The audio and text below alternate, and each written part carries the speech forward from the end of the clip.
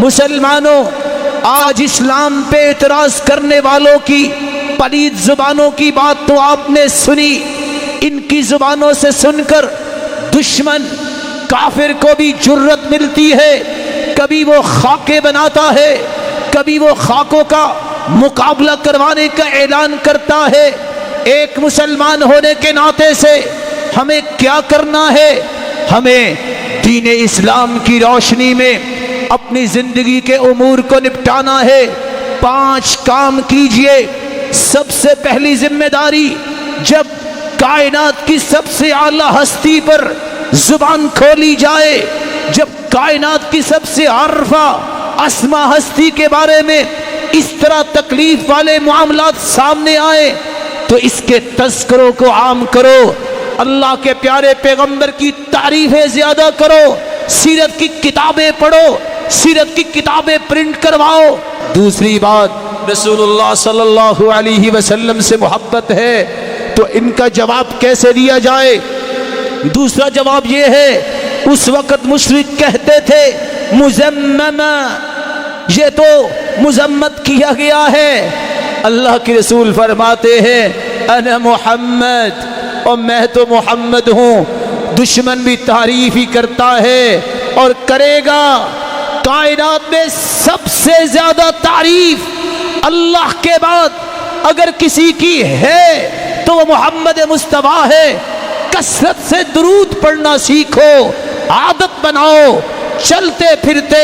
تیسرا طریقہ، اگر آپ ان خاکوں کا جواب دینا چاہتے ہو تو یاد رکھنا اس کا تیسرا طریقہ یہ ہے، اگر سچی محبت ہے، دشمن جو کہتا ہے کہتا رہے، ما عززوا باطل ولو طلع القمر من بین جبینہ، یاد رکھو باطل کبھی عزت نہیں پا سکتا اگرچہ اس کے ماتھے سے چاند نکل کے آسمان پہ چڑھ کے چمکنے لگ جائے۔ لیکن یہ بھی یاد رکھنا، ما ذل ذو حق، حق والے کبھی پریشان نہیں ہوتے، ذلیل نہیں اللہ ان کو کرتا۔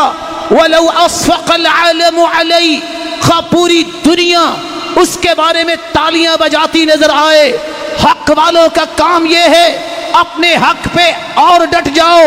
سعد رضی اللہ تعالیٰ عنہ نے کہا تھا، او میرے ساتھیوں، میں تو جا رہا ہوں اپنے رب کے پاس، لیکن یاد رکھنا اگر تم میں سے کوئی ایک بھی بچا اور آپ کی زندگی میں محمد مصطفیٰ تک دشمن پہنچ گیا تو قیامت کے دن تمہارے پاس کوئی بہانہ پیش کرنے کے لیے نہیں ہوگا۔ ہارون الرشید نے امام مالک سے پوچھا تھا کیا خیال ہے جو نبی کے بارے میں نازیبا لفظ بولتا ہے؟ کہا کیا مطلب؟ کہا عراقیوں نے فتویٰ دیا ہے کہ جو نبی کو گالی دے اس کو کوڑے لگائے۔ امام مالک غصے میں آئے، کہا کیا کہہ رہے ہو؟ کس کے کوڑوں کی بات؟ اس امت کو زندہ رہنے کا حق کیا ہے جس کے پیغمبر کے بارے میں کوئی زبان کھولے اور وہ زندہ رہے اور اس کے اندر یہ غیرت نہ جاگے؟ یہ کیسے جاگے گی؟ اللہ کے رسول کی سنت کو مانو، اس کی ہر کام کو اور مضبوطی سے تھامو۔ تمسکو بہدیہ، اس کی سنت کو، اس کے طریقے کو اور اس کے دین کو اور مضبوطی سے تھامو۔ چوتھا طریقہ، اگر دشمنوں کا جواب دینا ہے تو اس کا یہ بھی طریقہ ہے، آپ صلی اللہ علیہ وسلم کی نافرمانی چھوڑ دو۔ ایک طرف نعرہ لگائے کہ حرمت رسول پہ جان بھی قربان ہے، دوسری طرف مسجد کی بجائے قبر کو سجدہ کرنا چھوڑو۔ ایک طرف نعرہ لگائے حرمت رسول پہ جان بھی قربان ہے، لگتا ہے بھول گیا جان قربان کرنے سے پہلے داڑھی کو قربان کر دیتا ہے، شاید چھری ہاتھ سے تذبذب کی حالت میں چلاتا ہے وہ اوپر چل جاتی ہے۔ کس طرح کا نعرہ ہے؟ پہلے اپنی نافرمانی کو ختم کرو، یہ نبی کریم کی سنت ہے۔ جس کو رب کے محبوب کے چہرہ پسند نہیں ہے، میں کیا کہوں؟ اگر کل کو فیصلہ یہ ہو گیا کہ تمہیں تو رب کے محبوب کا چہرہ پسند نہیں، تم کس محبت کے دعوے دار ہو؟ کیا جواب ہوگا؟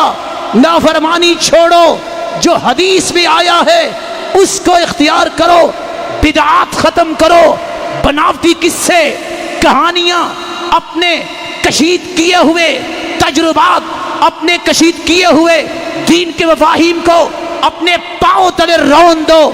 اگر کامیابی چاہتے ہو نبی کی نافرمانی، اور یہ میں کیوں زور دے رہا ہوں شرک اور بدعت پہ، کیونکہ شرک کی کوئی معافی نہیں۔ اگر دنیا میں معافی نہ مانگی گئی، ان اللہ لا یغفر ان یشرک بہ ویغفر ما دون ذلک لمن یشاء، اللہ ذوالجلال شرک کو معاف نہیں کریں گے۔ اور میں بدعت پہ زور کیوں دے رہا ہوں؟ حسن بصری کہا کرتے تھے جو بدعتی کے ساتھ بیٹھ ہی جاتا ہے اللہ اس کے دل سے نور کو کھینچ لیتے ہیں۔ اور آخری بات میں کیے دیتا ہوں، ان خاکوں کا جواب وہ جواب ہے جو رسول اللہ صلی اللہ علیہ وسلم نے سکھایا، تمہیں جہاد کرنا ہوگا میرے بھائی۔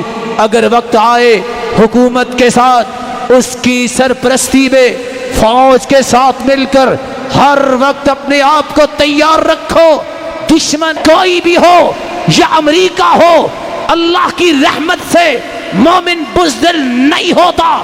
کسی وقت بھی اگر دین بچانے کے لیے، رب کی توحید کی حفاظت کرنے کے لیے، محمد مصطفیٰ کی ذات اور سنت کی چاکری کرنے کے لیے ضرورت پیش آئے، سب سے پہلے اپنا مال، اپنی رائے، اپنی جان پیش کرنے کو سعادت سمجھنے کے لیے تیار رہنا۔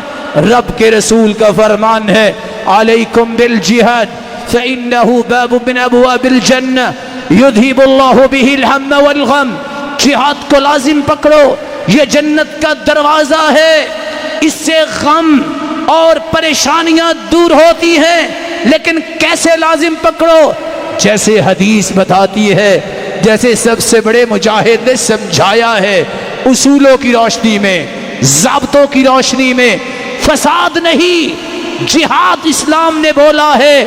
اور اللہ کے رسول نے فرمایا تھا، من لم یغزو ولم یحدث به نفسه مات على شعبة من نفاق۔ جو شخص جہاد نہیں کرتا یا اس کے دل میں تڑپ بھی نہیں ہے، یاد رکھنا وہ تو منافقت کی موت مرے گا۔ رب تعالی ہم سب کو محفوظ فرمائے، اور ہمیں اس بات کی بھی امید واثق ہے، جس کو اللہ نے زبان دی ہے، جس کو اللہ نے عہدہ دیا ہے، جس کو منصب دیا ہے، اس کو بھی اپنی ذمہ داری ادا کرنی چاہیے۔ حکومت کو بھی اور وزراء کو بھی اور عوام کو بھی، علماء کو بھی اپنی اپنی ذمہ داری کو ادا کرنا یہ ایک ضروری امر ہے۔ اللہ ذوالجلال قیامت کے دن ہمیں اپنے محبوب کی رفاقت نصیب فرمائے اور اس کے دست شفقت سے حوض کوثر سے پانی پلائے۔